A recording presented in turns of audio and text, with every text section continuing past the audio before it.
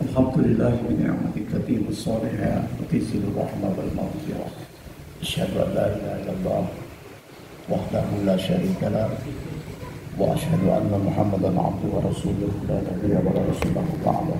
اللهم صل على محمد وعلى آل محمد ومن تبعهم بإحسان إلى يوم القيامة. قال الله تعالى في القرآن الكريم: أعوذ بالله من الشيطان الرجيم. يا أيها الذين آمنوا اتقوا الله حق تقاته ولا تموتن إلا وأنتم مسلمون. صدق الله العظيم. Badan Pembina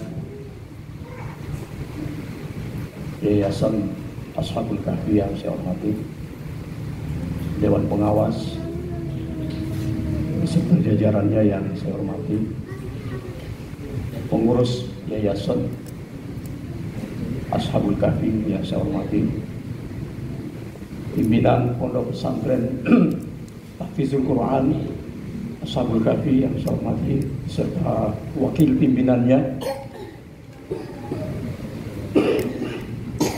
Ketua Dewan Penasehat Pesantren Tahfizul Quran Ashabul Kahfi Putri serta jajarannya,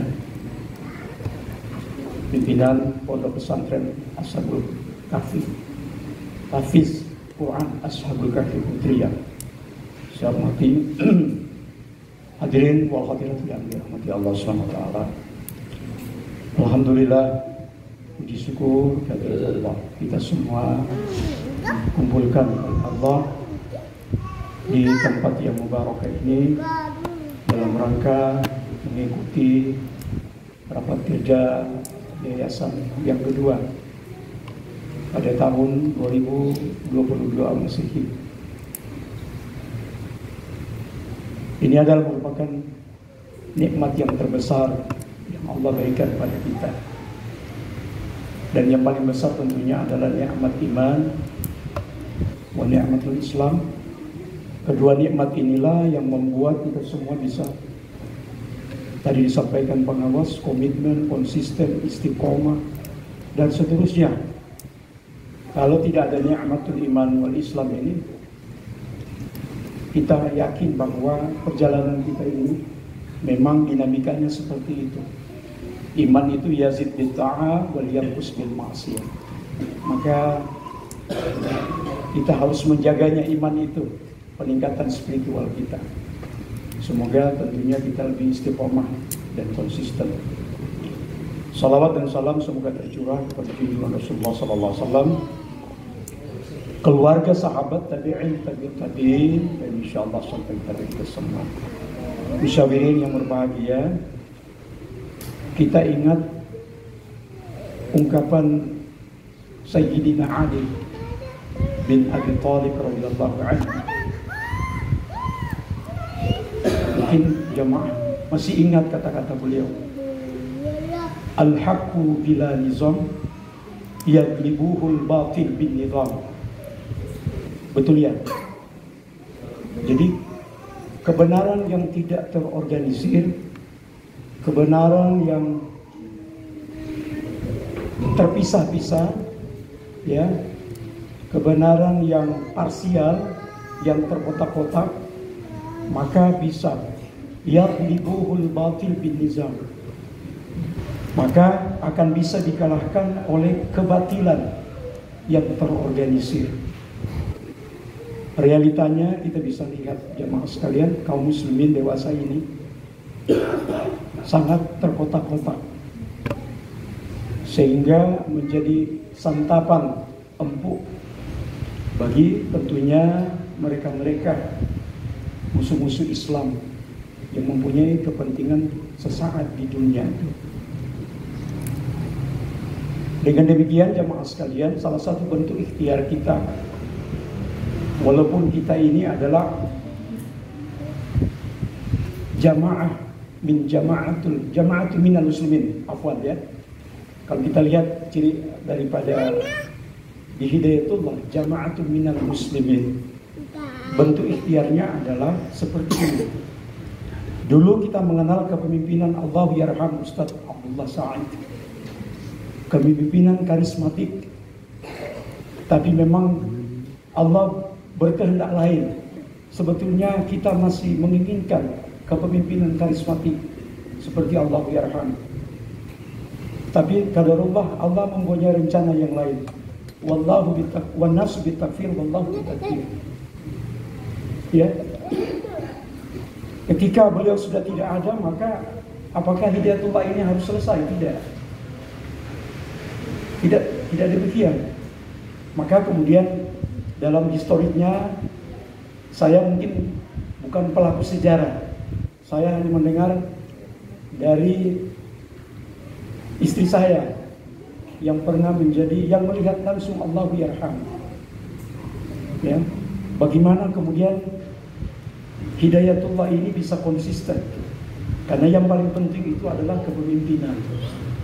Sehingga Kiai Haji Abdul Rahman Muhammad, ya, dengan kemampuan manajemennya yang luar biasa, mampu dan bisa sampai sekarang ini kita bisa eksis membawa hidayatullah sebagai salah satu ormas Islam dan kebanggaan kita semua tentunya.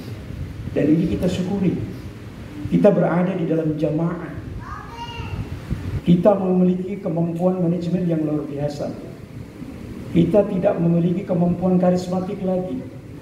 Sebab di dalam teori leadership, dalam ilmu manajemen itu ada namanya karismatik, ada laissez faire, ada kemudian kepemimpinan yang lain.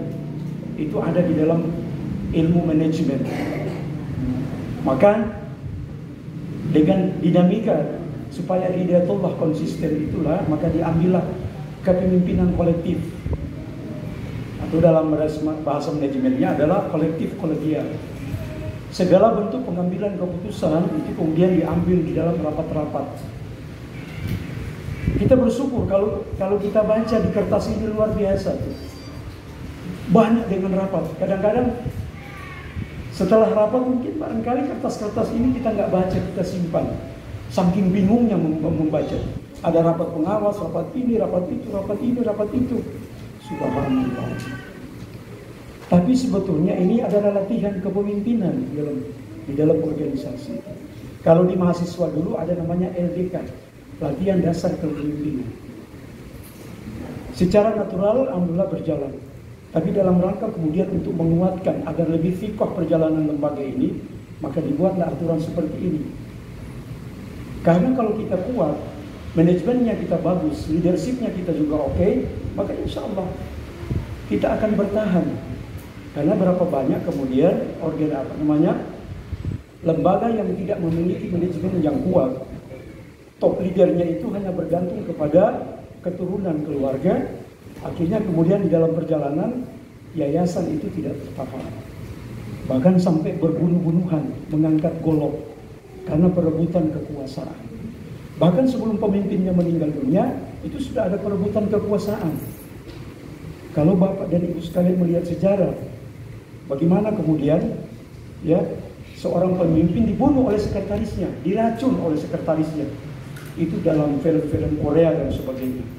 Ya, ini Ustadz suka nonton Korea, bukan maksud saya.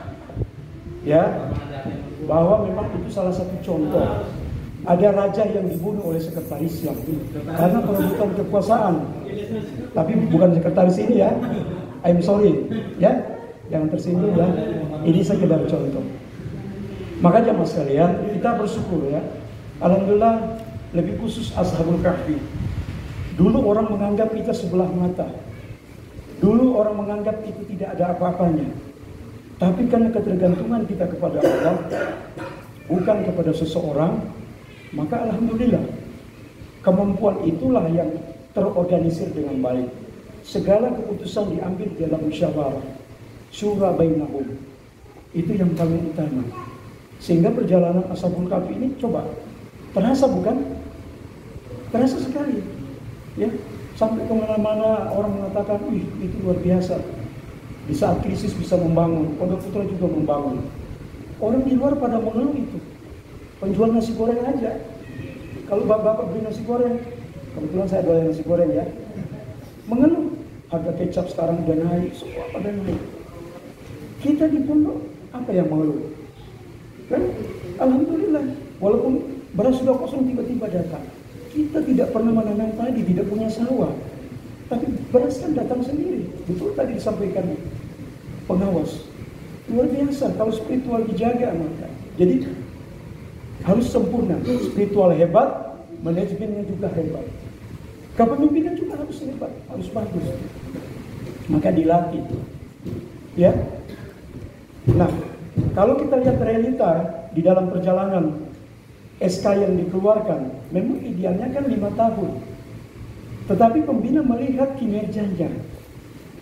Kalau tiba-tiba kemudian ada sesuatu yang dirasakan tidak sesuai, maka disitulah otoritas pembina bagaimana melihat supaya perjalanan lembaga ini ke depan lebih baik lagi. Dan juga memang pada pembina autokritiknya adalah memang idealnya SK yang dikeluarkan itu per 5 tahun. Kecuali memang didapat di dalamnya dalam perjalanan itu terdapat sesuatu yang melanggar syariah dan sebagainya, sehingga pantas dan wajar kemudian pembina mengeluarkan. Terjadi rejuvenasi atau restrukturisasi. Sekarang ini aja Presiden Jokowi itu bukan tiap tahun, bahkan per semester itu melakukan reshuffle kabinet. Apalagi di Ashabul Kahfi. Iya kan? Jadi otoriti daripada pembina itu tadi bersama-sama dengan yayasan untuk merumuskan. Bahkan bisa kemudian melakukan restrukturisasi atau rejuvenasi terhadap kinerja daripada top leader. Tapi itu bukan bagian daripada diskriminasi atau intimidasi. Tapi memang secara psikologi pasti berpengaruh. Kok kenapa tiba-tiba saya diganti? Nah, seperti itu. Tapi memang disadari dan juga pembina ya belum komunikatif. Kita harus sadari juga, walaupun pembina tidak boleh kemudian otoritatif, harus komunikatif.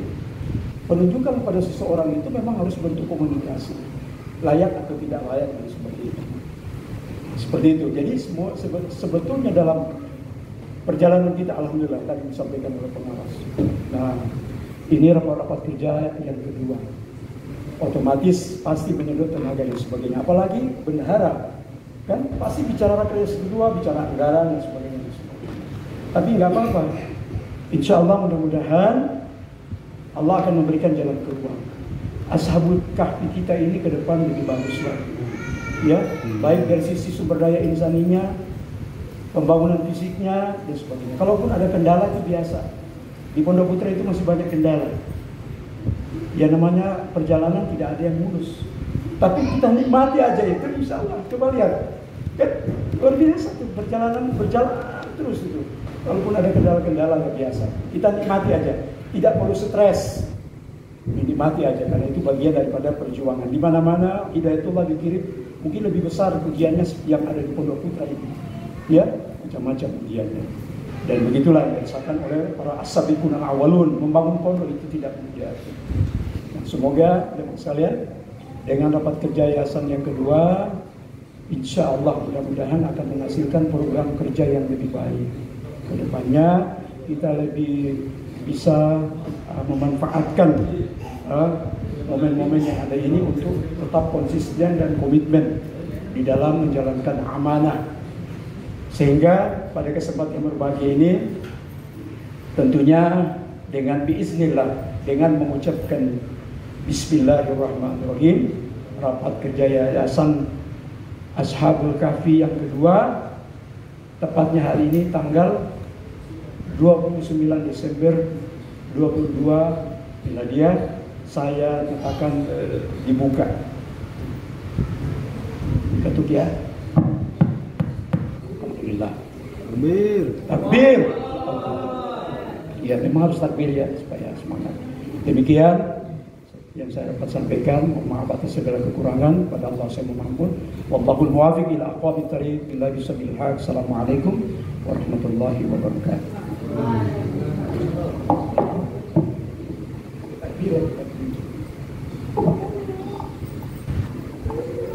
Lebih semangat lagi, kita takbir 3 kali. Allahu Akbar, Allahu Akbar, Allahu Akbar. Alhamdulillah ya. Syukron kepada badan pembina kita, ketua pembina kita itu Ustaz Abdurrahman telah memberikan sambutannya, yaitu penguatan manhajitullah, tentunya poin-poin yang lain, sekaligus membuka rakor kedua pada siang ini. Alhamdulillah, kita langsung berlanjut ke acara selanjutnya, yaitu presentasi program kerja yayasan beserta anggaran pendapat APBT tahun 2023. Kepada Ustaz Suparman dan Ustaz Susilo, silakan maju ke depan.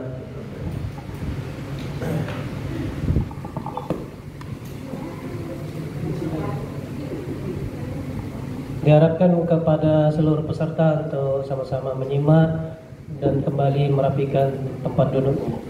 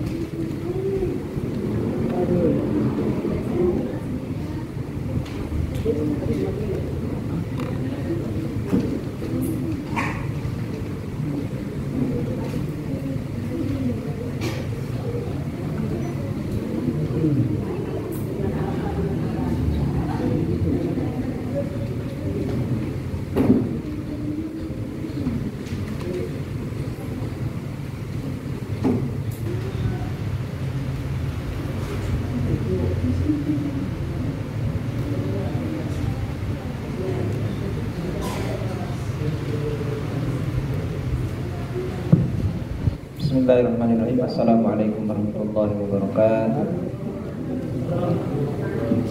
Alhamdulillah, alhamdulillahilladzi arsala rasulahu bil huda wa dinil haqqi liyudhhirahu 'ala dini kullihi wa kafa billahi shahida. Asyhadu an la ilaha illallah wahdahu la syarika lahu wa asyhadu anna Muhammadan abduhu wa rasuluh. Allahumma shalli ala Muhammad wa ala alihi washabbihi ajmain. Amma ba'du. Alhamdulillah, yang kami hormati Ustaz Abdul Rahman selaku Ketua Badan Pembina kita, Ustaz Hidayatullah, ibu-ibu dan bapak sekalian serta teman-teman pengasuh yang sama-sama berbahagia. Ahlan wa sahlan Ustaz Tasif. Alhamdulillah,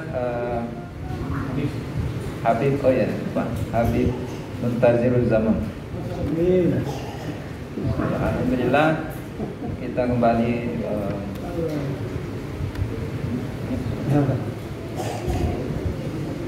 mempresentasikan kembali daripada rakerjas yang sudah dibahas tadi ya di sesi pertama. Pada sesi kedua ini kita akan menyampaikan ulang yang sudah direvisi. Mungkin kita akan mulai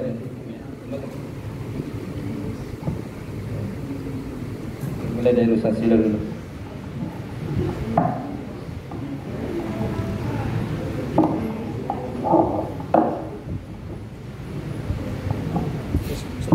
Saya di sini saya.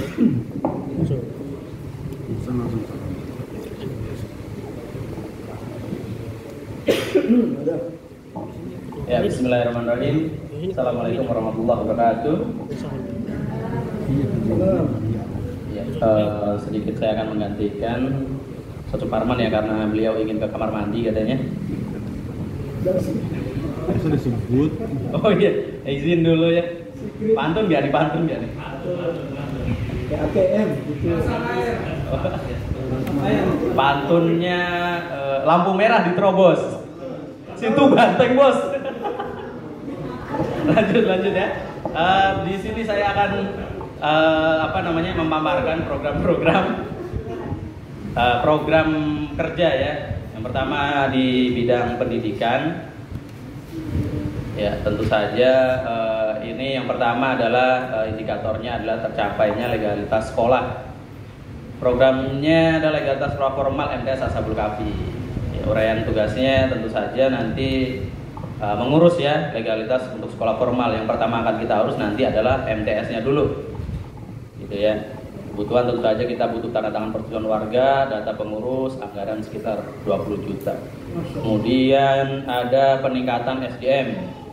Ya, upgrading muhafiz dan guru. Ya, tentu saja uraiannya adalah tujuannya meningkatkan kualitas